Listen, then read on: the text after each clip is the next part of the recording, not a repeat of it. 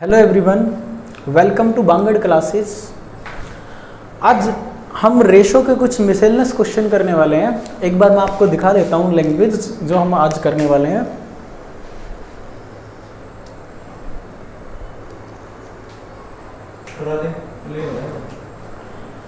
Now first question हमारा, the Lucknow Indore express without its rack can go 24 kilometre an hour and the speed is diminished by the quantity that varies as the square root of the number of the wagons attached. If it is given that with the 4 wagons its speed is 20 km per hour, the greatest number of wagons with which the engine can just move it. Hindi में आपके पास question है screen में। Question का मतलब क्या है? एक रेलगाड़ी बिना किसी डिब्बे के चलाए 24 किलोमीटर पर आवर की स्पीड से चल सकती है। इसकी जो डिक्रीजमेंट, स्पीड के अंदर जो डिक्रीजमेंट होगा उसका रिलेशन गिवन है। जो आप डिब्बों की संख्या लगाओगे उसके वर्गमूल के इनवर्सली प्रोपोर्शनल है। इसके वर्गमूल के 1 सेकेंड डायरेक्ट वेरी एज उसके स्क्वायर रूट, एक बार हटाइए क्वेश्चन ही नहीं। यदि 4 डिब्बे लगा दिए जाते हैं तो स्पीड 24 से 24 हो जाती है, चेंज इन स्पीड। तो डिब्बों की अधिकतम संख्या ज्ञात करें जिनको इंजन खींच सकता है। हिंदी में आपके पास क्वेश्चन अवेलेबल है। उसके बाद सॉल्यूशन करते हैं। भाई what is the relation given? Question ने बताया है डिक्रीजमेंट इन द स्पीड। ये रिलेशन आपको लिखना होगा, डिक्रीजमेंट इन द स्पीड।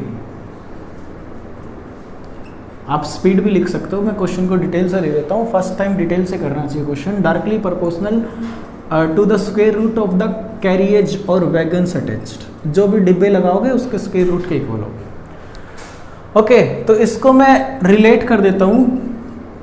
जो डिक्रीजमेंट आएगा स्पीड के अंदर वो क्या होगा भाई? स्क्वायर रूट ऑफ वैगन्स के डायरेक्टली प्रोपोर्शनल होगा। ये मैंने हटा के इसको कर दिया भाई। अब यहाँ पे देखो, ओरिजिनल जो स्पीड क्वेश्चन ने बताई है, ओरिजिनल स्पीड इंजन की, ओरिजिनल स्पीड वो है 24 kilometre per hour. 24 kilometre per hour. अगर आप 4 डिब्बे लगा देते हो तो ये स्पीड कितनी रह जाएगी? ये स्पीड रह जाएगी भाई 20 kilometre per hour. 20 kilometre per hour. तो डिक्रीजमेंट कितना हुआ स्पीड के अंदर? डिक्रीजमेंट 4 किलोमीटर का। तो रिलेशन के अंदर इस बात को रखते हैं, डिक्रीजमेंट इन द स्पीड। तो मैंने लिखा 4 किलोमीटर का डिक्रीजमेंट हो जाएगा। के की वैल्यू कितने डिब्बे लगाने पर? 4 डिब्बे लगाने पर। तो के की वैल्यू आप यहाँ से निकाल सकते हो। के की वैल्यू आप निकाल सकते हो यहाँ से। के की वैल्यू हो जाएगी 2। के इज इक्वल टू 2। नाउ उसकी ओरिजिनल स्पीड है 24। मान लो इस 24 की स्पीड को मैं 0 करना चाहता हूँ। तो इसी रिलेशन के अंदर यहाँ पे रख देते हैं कि मैं 24 की स्पीड को बिल्कुल 0 करना चाहता हूँ, मान लिया जाए। तो 24 से स्पीड हो जाएगी 0। तो change in speed, decreasement in speed कितना हो जाएगा? 24 का। 24 से कोई चीज़ 0 हुई तो 24 का मैंने किया डिक्रीजमेंट। 24 का किया मैंने डिक्रीजमेंट। के की वैल्यू है मेरे पास 2। तो मेरे को कितने वैगन्स लगाने होंगे, कितने डिब्बे लगाने होंगे उसकी स्पीड को 0 करने के लिए? तो मैंने ये लिखा भी 12। इसका स्क्वायर रूट करेंगे दोनों तरफ। तो 144 wagons I need to attach. अगर मैं चाहता हूँ रेलगाड़ी का इंजन कंप्लीटली रुक जाए, उसकी स्पीड 0 हो जाए। अब क्वेश्चन ने क्या पूछा है? How many maximum wagons that the engine can carry. कि भाई इंजन कितने डिब्बों को खींच पाएगा। एक इसमें से कम कर दो तो मेरा आंसर कितना हो जाएगा? कि भाई इंजन चलता रहना चाहिए, स्पीड 0 नहीं होनी चाहिए। तो आपका आंसर क्या होगा? 143 वैगन्स इज द आंसर, जिनको इंजन खींचता रहेगा। Next question, the distance of a horizon at sea level as the square root of the height of the eyes above sea level when the distance is 14.4 kilometre, the height of the eye is 18 meter. Find in kilometer the distance when the height of eye is 8 meter. Hindi में आपकी screen पे question, समुंदर पर क्षैतिज की दूरी समुंदर तल के ऊपर आँख की ऊंचाई के वर्गमूल की भांति बदलती है। बिल्कुल सिंपल रिलेशन है। जब दूरी 14.4 किलोमीटर हो तो आंख की ऊंचाई 18 मीटर होती है। जब आंख की ऊंचाई 8 मीटर हो तो दूरी ज्ञात करें।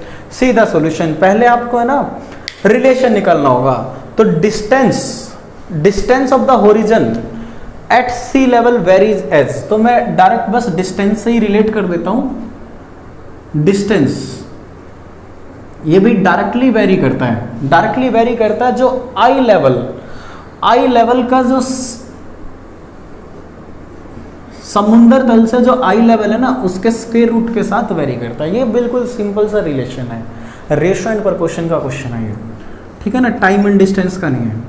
सो यहाँ पे आप देखो, इसको मैं इक्वेट करूंगा तो मेरे पास एक कांस्टेंट टर्म आ जाएगी प्रोपोर्शनल को हटाने के बाद, आई level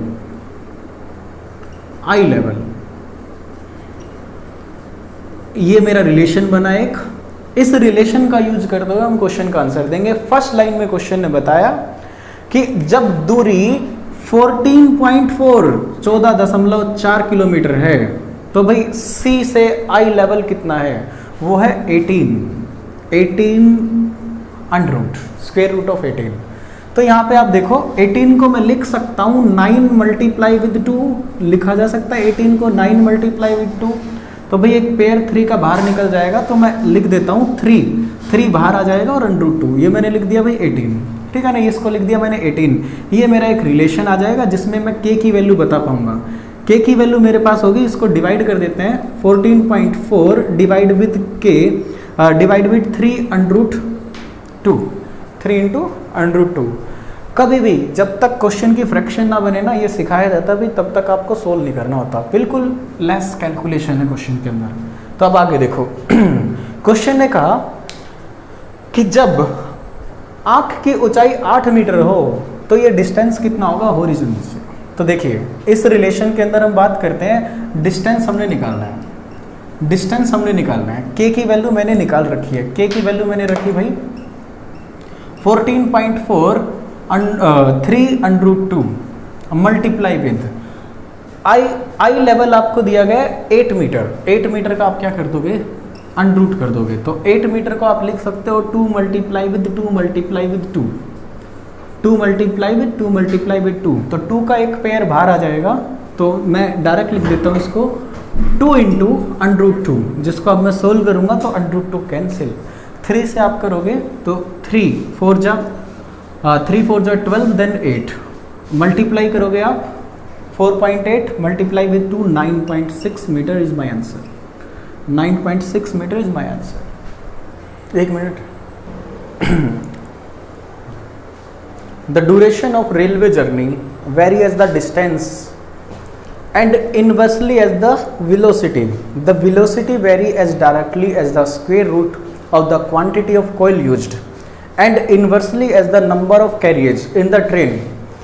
In a journey of 50 km in half an hour with 18 carriages, 100 kg of coil is required. How much coal will be consumed in a journey of 42 km in 28 minutes with 16 carriages.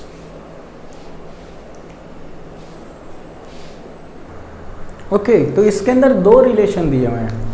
देखिए duration of the railway journey, जिसको मैं time से short में denote कर देते हैं time से भी, ड्यूरेशन ऑफ रेलवे जर्नी, ये भाई डायरेक्टली प्रोपोर्शनल बताया गया है। वेरी एज द डिस्टेंस के डायरेक्टली प्रोपोर्शनल है और इन्वर्सली प्रोपोर्शनल है भाई ये वेलोसिटी के साथ। इन्वर्सली एज वेलोसिटी के साथ ये इन्वर्सली प्रोपोर्शनल है। वेलोसिटी को अलग से बताया हुआ। चलो पहले इसको डिफाइन करते हैं। आपके पास होगा भाई टाइम, इसको इक्वल करोगे तो आपके पास आएगा k1, क्योंकि वेलोसिटी के लिए अलग से लेट करेंगे k2, तो भाई k1 आपके पास आएगा भाई distance divide by velocity, distance divide by velocity. इसके बाद वेलोसिटी के साथ क्या रिलेशन गिवन है उसको हम देखते हैं, फिर दोनों को रिलेट करेंगे, उसके बाद क्वेश्चन का आंसर देंगे। वेलोसिटी किस तरह से वेरी करती है ये क्वेश्चन ने बताया है। Velocity vary as the directly as the square root of the quantity coal used. तो मैं यहाँ पे लिख देता हूँ जो कोयल यूज्ड हुआ है, शॉर्ट वे में लिख देता हूँ कोयल यूज्ड उसका आप क्या करोगे, square root, then the inversely as the number of carriage, number of wagons और कैरिएज, यानी कि जितने भी डब्बे आपने लगाए उससे आपके इन्वर्सली प्रोपोर्शनल होगी वेलोसिटी। उसके बाद इसको डिफाइन करते हैं, थोड़ा सा सिंप्लीफाई करते हैं, तो हम कह देंगे velocity, velocity is equal to constant term k2 coal used under root then the number of carriers. ये आपका रिलेशन है। वेलोसिटी को यहाँ पे रखते हैं तो हमारे पास एक रिलेशन बन जाएगा, उसके बाद क्वेश्चन को सोल्व कर पाएंगे।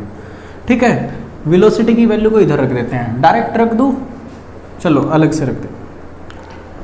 तो टाइम का जो रिलेशन बनेगा, टाइम का जो रिलेशन बनेगा वो बनेगा भाई k1 मल्टीप्लाई विद डिस्टेंस, और वेलोसिटी की वैल्यू को आप इधर रखोगे तो आ जाएगा भी डिवाइड बाई k2, ये वाली वैल्यू हुई आपकी कॉइल यूज्ड का स्क्वायर रूट, और कैरिएज, कैरिएज चला जाएगा आपके पास ऊपर, कैरिएज चला जाएगा आपके पास ऊपर।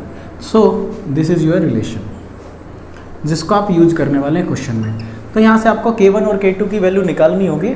k1 और k2 की वैल्यू जिसको हम निकालते हैं, क्वेश्चन के पास है भाई डिस्टेंस, डिस्टेंस कवर हुआ था हाफ आवर में 50 किलोमीटर, तो टाइम है मेरे पास half hour, k1 k2, distance है मेरा 50 किलोमीटर, कोयल यूज्ड था मेरा 100 kg, let me check, yes 100 kg, 100 kg का आप करोगे भाई square root, number of carriage यहाँ पे आपके पास थे भाई 18, तो यहाँ से आपके पास k1 k2 की वैल्यू आ जाएगी।